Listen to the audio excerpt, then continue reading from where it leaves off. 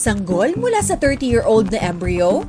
Itinuturing na isang scientific milestone ang pagkapanganak ng isang sanggol sa Ohio, USA na pinangalan ng Thaddeus Daniel Pierce matapos siyang mabuo mula sa 30-year-old frozen embryo.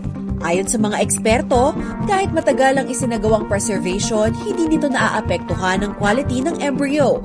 Nakapreserve kasi ito sa liquid nitrogen na nagpapahinto sa lahat ng cellular activity. Gayunpaman, masasabi na ang critical stage ay ang pagsisimula ng freezing at thawing o pagpapatunaw, hindi ang mismong storage. Dahil sa vitrification, ang bagong fast freezing method, mas mataas na ngayon ang survival rates ng embryos kumpara sa makalumang slow freezing process. Kaya naman, pwedeng i-preserve ang embryo ng hanggang 55 taon.